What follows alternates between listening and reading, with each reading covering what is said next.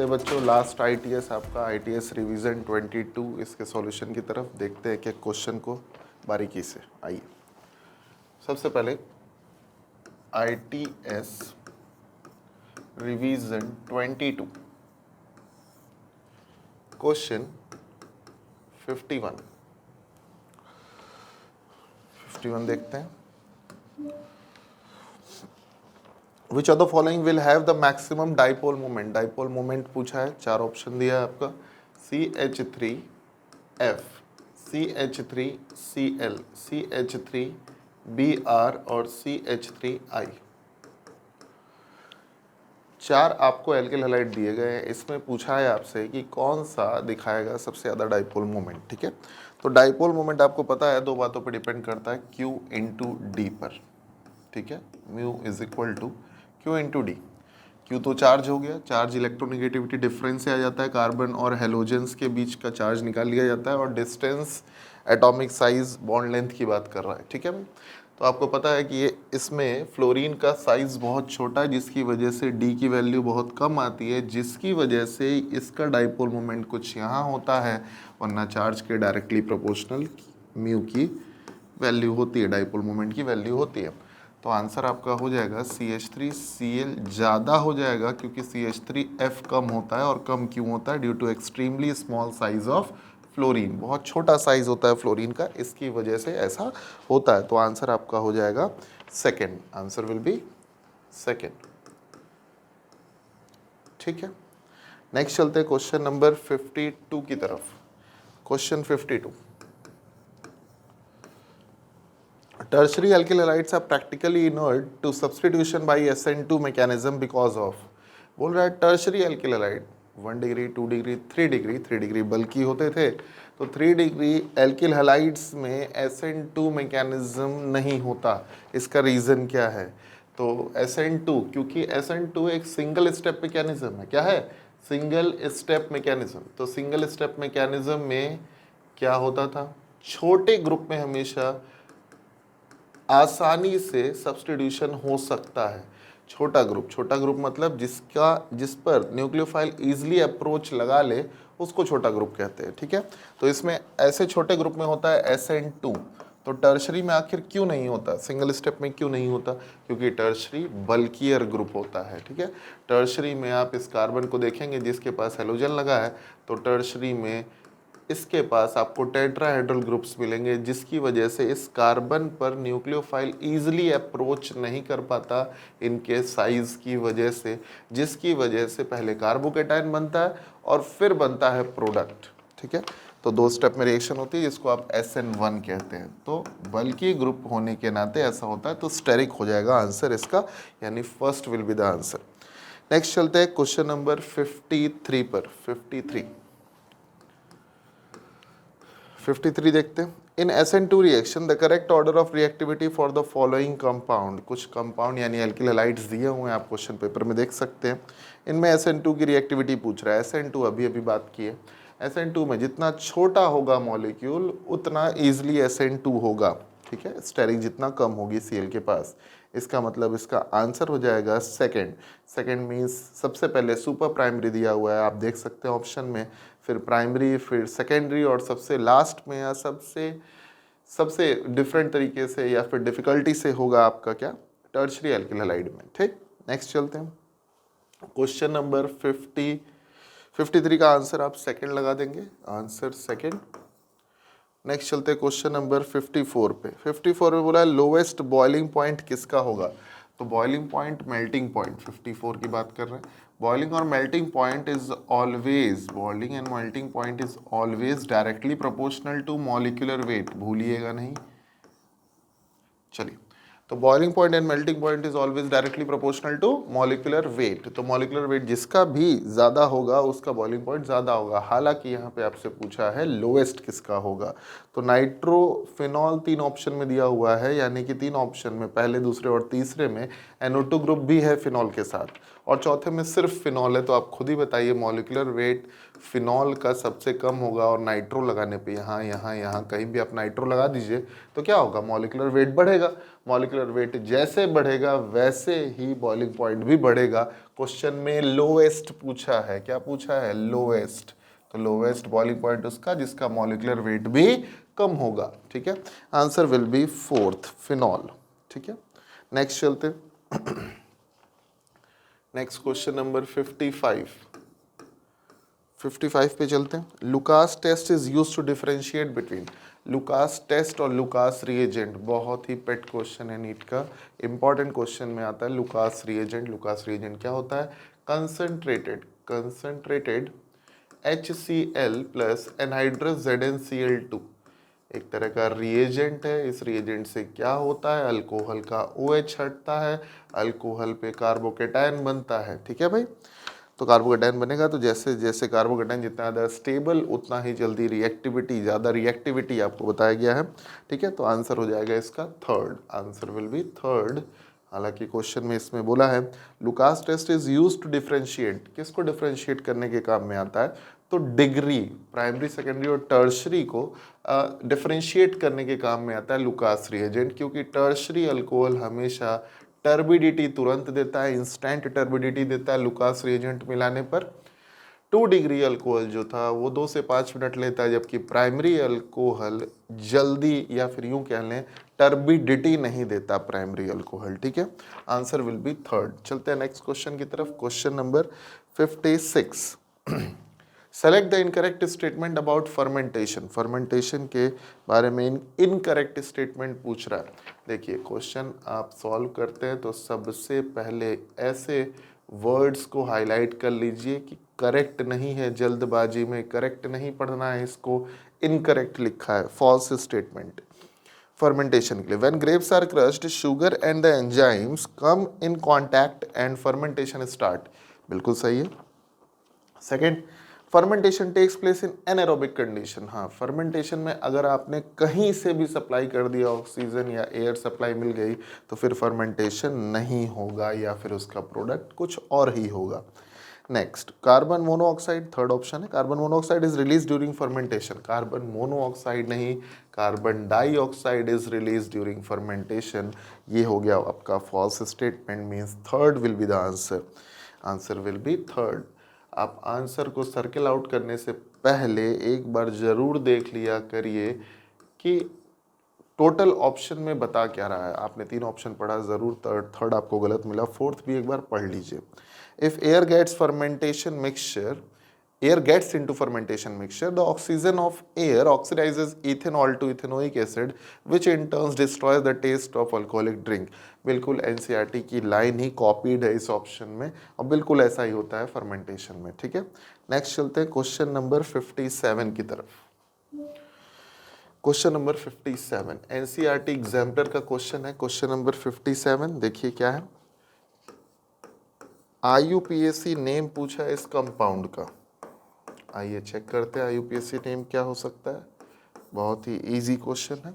चलिए सबसे पहले आईयूपीएसी में पेरेंट चेन लेंगे, पेरेंट चेन लेंगे तो लॉन्गेस्ट चेन में 5 आएंगे। अब क्योंकि ये सब्स्टिट्यूएंट है तो इसको पहले लिखा जाएगा विथ पोजीशन, तो पोजीशन कौन सी है इसकी, 4 क्लोरो, ये फंक्शनल ग्रुप में तो फंक्शनल ग्रुप के सफिक्स यूज होते हैं। चलते हैं नेक्स्ट वर्ड रूट पर, पेंट सिंगल बॉन्ड तो एन 1 और 2 पे 2 बार ऑल है इसलिए डाई ऑल लगाएंगे। ये होगा इसका IUPAC, option will be third, answer will be third. Next चलते हैं नेक्स्ट क्वेश्चन पर, क्वेश्चन नंबर 58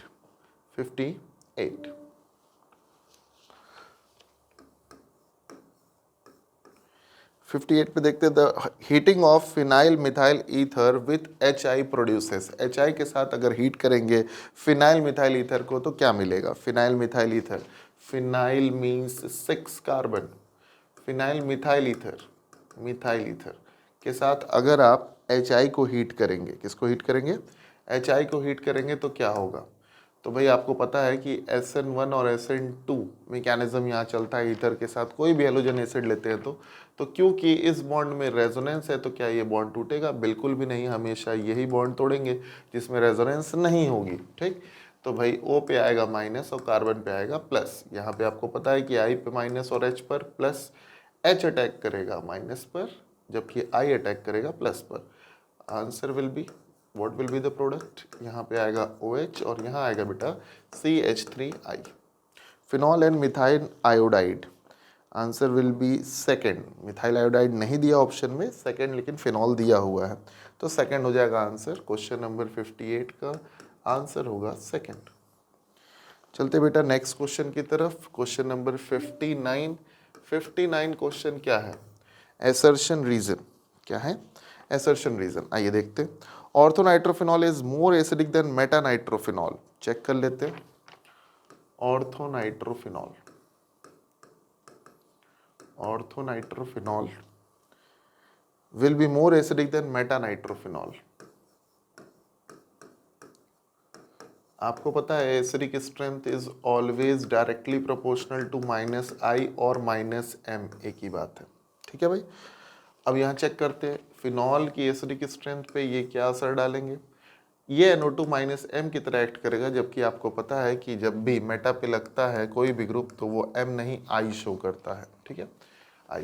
तो यहाँ पे क्योंकि क्या हो जाता है, हाइड्रोजन बॉन्डिंग भी हो जाती है जिसे आप चिलेशन कहते हैं। ठीक है, लेकिन फिर भी I पे डोमिनेट कौन करता है? हमेशा M।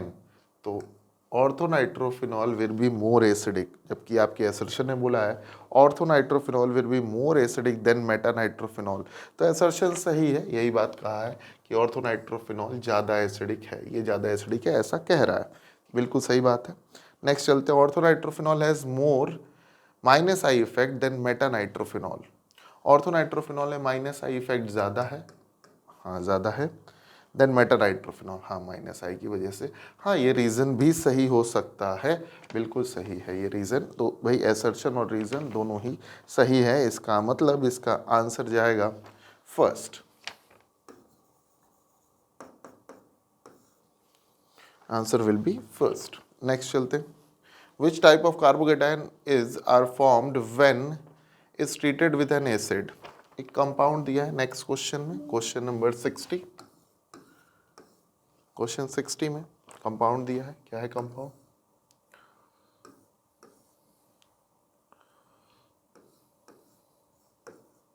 एक अल्कोहल है, इसको किसी एसिड के साथ ट्रीट कर रहे हैं तो कह रहा है कार्बोकेटाइन बन रहा है। कौन सा कार्बोकेटाइन बनेगा? तो भाई एसिड के साथ ट्रीट कर रहे हो, मे बी यहाँ पर बीटा एलिमिनेशन हो रहा हो, कार्बोकेटाइन बन रहा है ऐसा क्वेश्चन में कह रहा है। कार्बोकेटाइन बना तो कार्बोकेटाइन रीअरेंज होगा 1 डिग्री से 3 डिग्री पर जाएगा और 3 डिग्री पर H है तो H यहाँ पे क्या होगा? रीअरेंज हो जाएगा, कार्बोकेटाइन रीअरेंज हो जाएगा, H शिफ्ट हो जाएगा, हाइड्राइड शिफ्टिंग, और कार्बोकेटाइन ये बनेगा, यहाँ पे प्लस आ जाएगा। तो कार्बोकेटाइन 1 डिग्री से किस में जाएगा? 3 डिग्री में। तो इसका आंसर हो जाएगा बच्चों third. Third will be the answer. 60 का आंसर थर्ड। नेक्स्ट चलते बेटा क्वेश्चन नंबर 61 पे। 61 इन द गिवन रिएक्शन, एक रिएक्शन दी हुई है, इसमें आपसे पूछ रहा है ए क्या होगा। आइए देख लेते हैं, रिएक्शन को बना लेते हैं। अच्छी रिएक्शन है।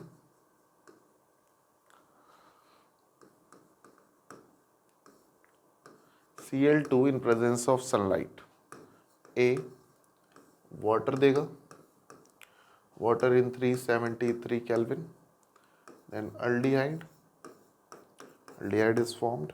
क्या होगा भाई? Cl2 सनलाइट पर, जब भी सनलाइट होगा तो इलेक्ट्रोफिलिक नहीं, फ्री रेडिकल रिएक्शन होती है, और फ्री रेडिकल रिएक्शन बेंजाइलिक पर पहले होगी क्योंकि benzylic position is more reactive. ठीक, तो यहाँ पर हमेशा रिएक्शन होगी। तो आप कितने Cl को, कितने H को रिप्लेस करेंगे यहाँ पे? अगर आप केवल एक H को रिप्लेस करके एक Cl यहाँ पर लगाते हैं यहाँ से, तो आप बताइए नेक्स्ट पे हाइड्रेशन करने से, हाइड्रोलिसिस करने से क्या यहाँ पे अल्डिहाइड बन सकता है? बिल्कुल भी नहीं। इसीलिए यहाँ से 2H को रिप्लेस करेंगे, और 2H रिप्लेस करने पर क्या होगा? यहाँ पे 2OH आएगा नेक्स्ट स्टेप में। जैसे ही 2OH आएगा वैसे ही जेमिनल डाइऑल बन जाएगा, और geminal diol is unstable. Unstable compound होता है, एक कार्बन पे 2 OH काफ़ी अनस्टेबल होता है, तो वाटर रिलीज होगा, वाटर रिलीज होने से ये अपने आप बन जाएगा। तो आपको ए कंपाउंड पूछा है, ए कंपाउंड क्या होगा, एक जेमिनल डाइहैलाइड डाइक्लोराइड होगा। जेमिनल डाइक्लोराइड जिस ऑप्शन में दिखे वो आंसर सही है, second will be the answer, answer will B second. चलते बेटा नेक्स्ट क्वेश्चन की तरफ, question number 62। Which gave lactic acid on hydrolysis after reacting with HCN? HCN के साथ रिएक्ट कराना है तो कौन सा इसमें देगा लैक्टिक एसिड। रिएक्शन बहुत पूछा जाता है, बहुत ही इंपॉर्टेंट रिएक्शन है, आइए चेक करते हैं। अगर हम सेकंड ऑप्शन को उठाते हैं, लैक्टिक एसिड एक कायरल कंपाउंड है, कायरल कंपाउंड है, आइए चेक करते हैं। अगर सेकंड ऑप्शन को हम उठाएं, बोल रहा है रिएक्शन में आप HCN के साथ ट्रीट कराइए, HCN के साथ न्यूक्लियोफिलिक एडिशन रिएक्शन देते हैं कार्बोनिल कंपाउंड, ठीक, हाइड्रोजन साइनाइड के साथ। तो यहाँ प्लस ये माइनस अटैक करेगा इस पर, बॉन्ड आप तोड़ के केवल एडिशन करा दीजिए। एडिशन कराएंगे तो बताइए इस पर CN आएगा, साइनाइड ग्रुप इधर जाएगा और H जाएगा O पे, OH हो जाएगा। और नेक्स्ट स्टेप में होगा हाइड्रेशन, 3 मोल वाटर के लगेंगे और हाइड्रेशन होगा। और हाइड्रेशन जब कह रहे हैं तो एडिशन ऑफ वाटर कहेंगे, और एडिशन ऑफ वाटर या एडिशन रिएक्शन होती है हमेशा अनसैचुरेटेड कंपाउंड पर या फिर डबल और ट्रिपल बॉन्ड पर, एक ही बात है। तो यहाँ पर हाइड्रेशन जब होगा तो इधर आएगा माइनस, इधर आएगा प्लस, इधर आएगा 3 OH माइनस और इधर आएगा 3 H प्लस, 3 वाटर मॉलिक्यूल जोड़ना है एक एक करके, ठीक। तो ये अपने आप कन्वर्ट हो जाएगा लैक्टिक एसिड में, CH3C, तीन OH आएंगे, वाटर रिलीज होगा, फिर COOH में कन्वर्ट हो जाएगा, यहाँ पर OH पहले से है। ये आपका कंपाउंड कहलाता है लैक्टिक एसिड, जिसमें ये कार्बन क्या है, कायरल है, ठीक है। तो लैक्टिक एसिड कहाँ से मिला आपको, एसिटल्डिहाइड से मिला, जो कि सेकंड ऑप्शन में है, ठीक। Answer will B second, question number 62, answer second, ठीक। चलते बेटा नेक्स्ट क्वेश्चन की तरफ, question number 63। Which of the following product is formed when benzaldehyde is treated with CH3 MgBr and the addition product so obtained is subjected to acidic hydrolysis? जब भी आपको कोई भी एल्डिहाइड दे फॉर्मल्डिहाइड के अलावा Grignard reagent के साथ, copy में आप नोट्स में चेक करेंगे तो formaldehyde plus Grignard always gives primary alcohol. Any other aldehyde, कोई भी आप एल्डिहाइड ले लो, कोई भी इसके अलावा एल्डिहाइड ले लो प्लस ग्रेगनार्ड रिएजेंट ले लो, ये देगा बेटा 2 डिग्री अल्कोहल। और कोई भी कीटोन लोगे, किसी भी तरह का कीटोन लोगे, साइक्लिक एसाइक्लिक कैसा भी लोगे, इसके साथ ग्रेगनार्ड रिएजेंट जब भी रिएक्ट करेगा तो 3 डिग्री अल्कोहल देगा। आपसे पूछा है 2 डिग्री, बेंजल्डिहाइड क्या देता है ग्रेगनार्ड के साथ, तो बेंजल्डिहाइड किस में आएगा, किसी भी अदर एल्डिहाइड में आएगा, फॉर्मल्डिहाइड में नहीं आएगा, तो आंसर क्या होगा, सेकेंडरी अल्कोहल, ठीक। नोट्स में आप टैली करके देख सकते हैं, अल्डिहाइड के प्रॉपर्टीज में लिखा है, अल्कोहल के प्रिपरेशन में भी लिखा है, ठीक है। चलते हैं नेक्स्ट, आंसर हो जाएगा यहाँ पे आपका क्वेश्चन नंबर 63 का आंसर हो जाएगा फर्स्ट।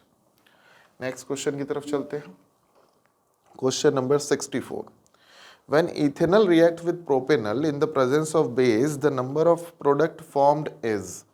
इथेनॉल मतलब एसिटल्डिहाइड को प्रोपेनल से रिएक्ट कराना है, इन प्रेजेंस ऑफ बेस।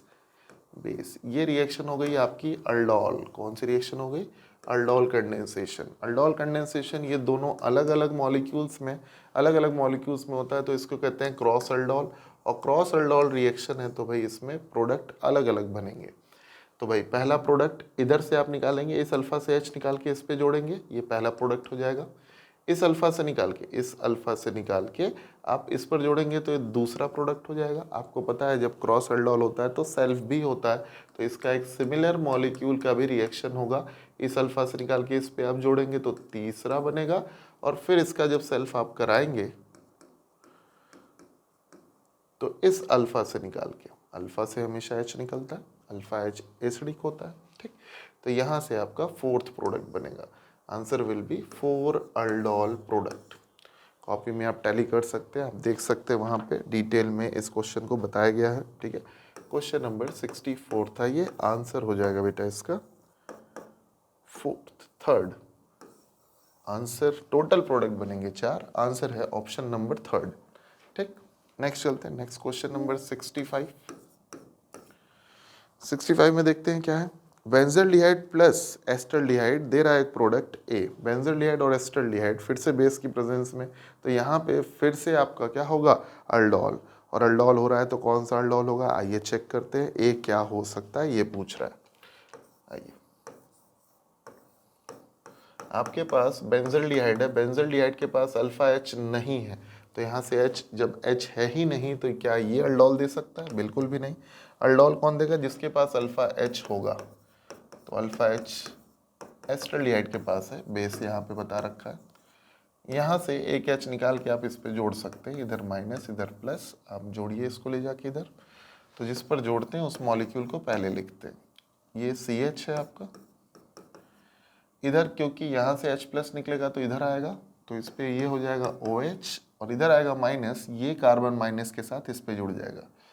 ये यहाँ हम बना रहे हैं, ये जुड़ जाएगा। ठीक, this will be the product. चलते हैं, क्या कह रहा है इसमें, प्रोडक्ट क्या हो सकता है। इसमें सबसे पहले आप चेक करेंगे तो पहला जो प्रोडक्ट दिया हुआ है उसमें रिंग के साथ बाहर 3 कार्बन है, रिंग के साथ बाहर 1 2 3 कार्बन है। ठीक है, और तीनों कार्बन में आपके पास बीटा हाइड्रोक्सी प्रोडक्ट मिल रहा है, तो पहला सही है, पहले में आपका प्रोडक्ट बन रहा है, ज़रूर बन रहा है। दूसरा देखेंगे तो दूसरा भी हो सकता है, क्योंकि अगर आप हीट करेंगे तो हीट करने पे वाटर रिलीज हो जाता है, तो दूसरा आंसर होगा। तीसरा चेक करते, तीसरे में बीटा हाइड्रोक्सी नहीं है, तो इसका आंसर, क्योंकि क्वेश्चन नंबर 65 की अगर हम बात करें तो इसमें केवल डाइल्यूट बेस दे रखा है और हीट नहीं किया है, तो इसमें बीटा एलिमिनेशन नहीं होगा। इसका बेस्ट आंसर होगा फर्स्ट, और फर्स्ट में यही प्रोडक्ट बना है, आप इसको डिटेल में देख सकते हैं बना के। ठीक है, एक्सपेंड करके आप देख सकते हैं। ठीक, नेक्स्ट चलते हैं क्वेश्चन नंबर 66 में। 66, inset of reaction of metabromobenzoic acid gave product D, identify the product D। आइए चेक करते हैं, सीरीज रिएक्शन दे रहा है, पूछ रहा है डी क्या है। COOH Br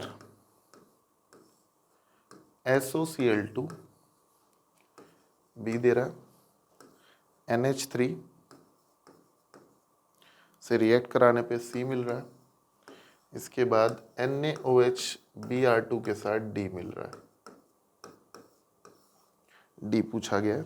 चेक करते हैं, SOCl हमेशा क्या करता है, OH को हटाता है और Cl यहाँ आता है, OH हटेगा Cl आएगा। नेक्स्ट, क्योंकि कंस रूल से आपको पता है कि ये H और ये Cl निकलेगा, तो बताइए क्या बनेगा यहाँ पे, NH2 C double bond O। इसके बाद आप चेक कर लीजिए, यहाँ पे Br लगा है, Br लगा ही रहेगा, Br लगा ही रहेगा। इसके बाद देखिए, इस रिएक्शन को आप कहते हैं हॉफमैन ब्रोमामाइड डिग्रेडेशन। डिग्रेडेशन में क्या होता है, एक कार्बन यहाँ से ऑक्सीजन के साथ निकल जाता है और यहाँ अमाइन बचता है, अमाइन जब बचेगा प्राइमरी अमाइन बनता है, हॉफमैन ब्रोमाइड में आप देख सकते हैं।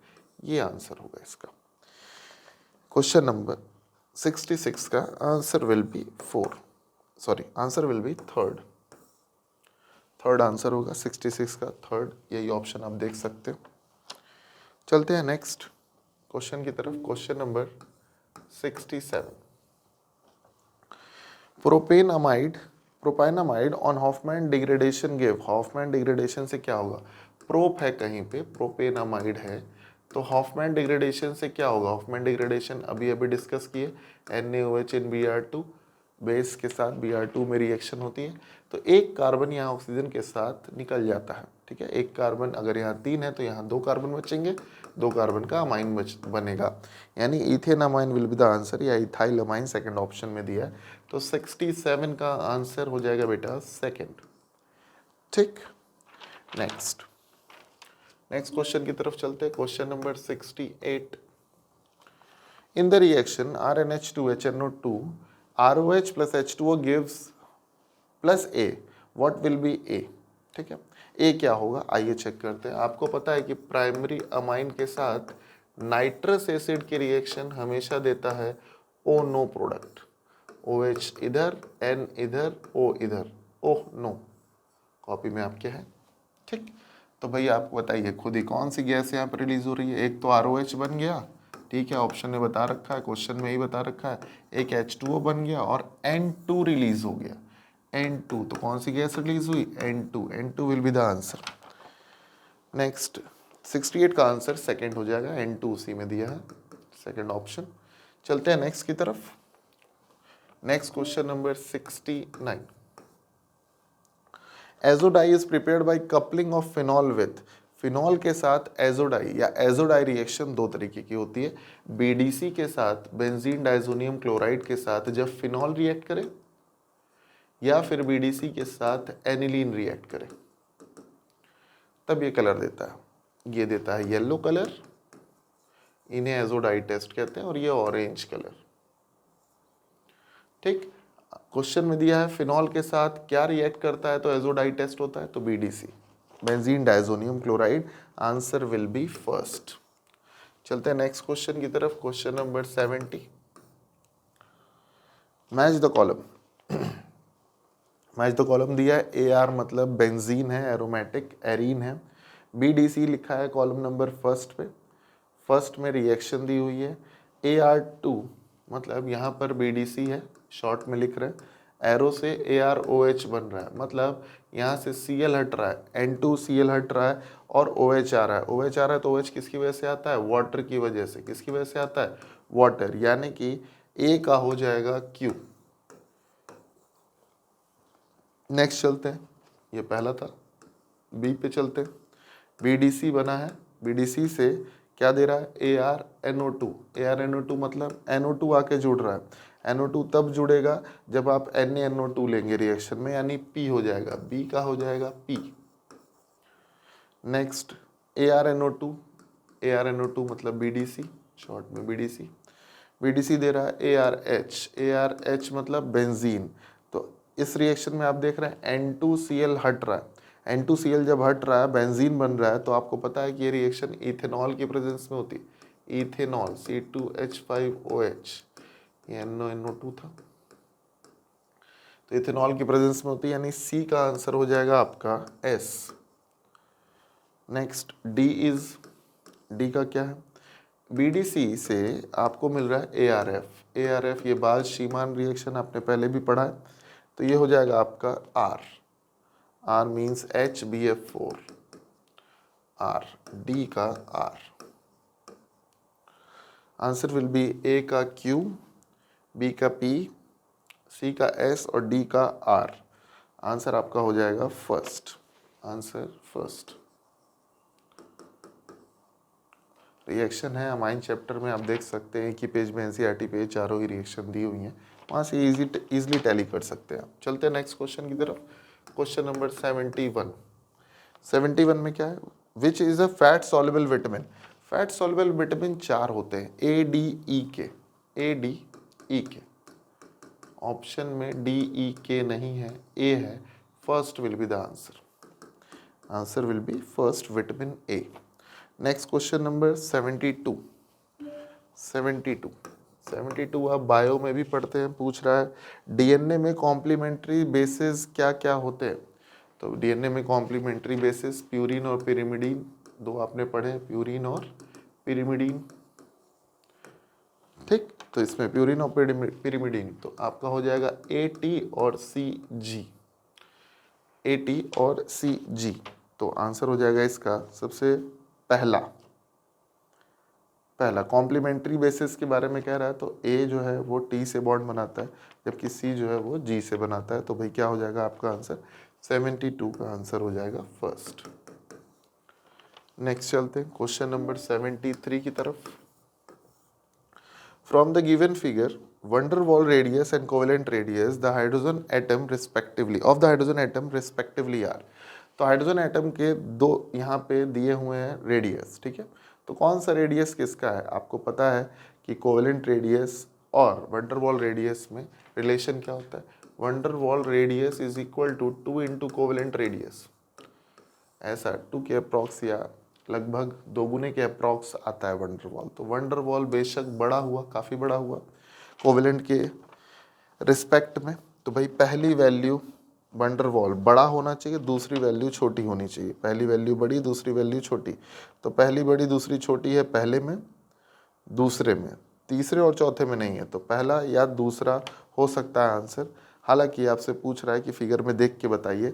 तो 62 डायमीटर दिया हुआ है तो उसका हाफ 31 हुआ, और 240 दिया हुआ है डायमीटर तो उसका हाफ रेडियस 240 का 120 हुआ है। Answer will B second, answer will B second. पहले 120 और फिर 31। डायमीटर दिया हुआ है 240, 240 को हाफ करके आया है वंडर वॉल ये, और इसके बाद यहाँ पे दिया हुआ है 62, तो ये हाफ करके रेडियस आया हुआ है। ठीक है, डायमीटर दिया है, रेडियस निकाले। नेक्स्ट चलते हैं, ये आंसर इसका सेकेंड हो जाएगा। नेक्स्ट चलते हैं क्वेश्चन नंबर 74 पे। 74, match the column with first with second. यहाँ पे आपको हाइब्रिडाइजेशन निकालना है किन मॉलिक्यूल्स का, ये देखते हैं। कॉलम फर्स्ट में SF6 है, PF5 है, आपके पास BCl3 है और C2H6 है। ये अल्केन है, अल्केन में हर एक कार्बन sp3 हाइब्रिडाइज्ड होता है। BCl3 में 3 इलेक्ट्रॉन बोरॉन के पास, तीनों Cl से बॉन्ड बना दिए तो sp2 हो गया। यहाँ पे आप देख रहे हैं फॉस्फोरस के पास 5 इलेक्ट्रॉन है, पांचों फ्लोरीन से जुड़ गए, पांचों फ्लोरीन से जुड़ गए तो 5 हो गया, 5 मतलब sp3d हो गया। नेक्स्ट इज यहाँ पे 6 थे सल्फर के पास, 6 फ्लोरीन से बॉन्ड बना लिए तो हो जाएगा sp3d2। आंसर क्या है आइए टैली करते हैं। ए का हो जाएगा, ए का sp3d2, sp3d2 मतलब R में दिया है। बी का देख लेते हैं, PF5 का sp3d है, sp3d P में दिया है। इसके बाद BCl3 C, BCl3 जो है इसका sp2 होता है तो sp2 मतलब S में दिया है। और D का आया है आपका sp3 दिया हुआ है Q में। तो आंसर A का R, P का B का P, A का R, B का P, C का S और D का Q। First will be the answer. First he tally कर गया, फर्स्ट आंसर होगा। चलते हैं लास्ट क्वेश्चन की तरफ, question number 75। 75, which of the following molecule exist, कौन सा मॉलिक्यूल इसमें से पाया जाएगा।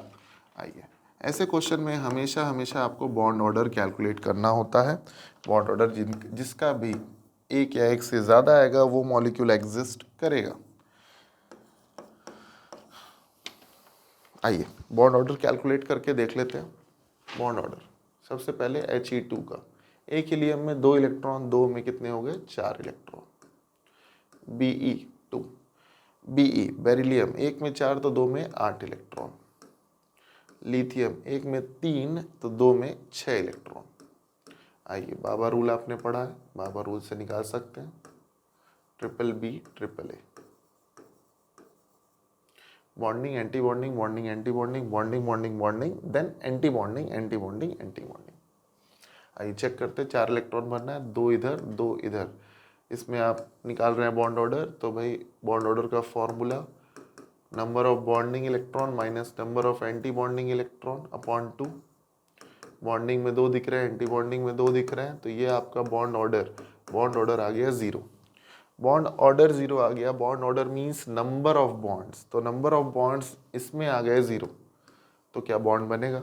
नंबर ऑफ बॉन्ड्स 0 हैं तो बॉन्ड नहीं बनेगा।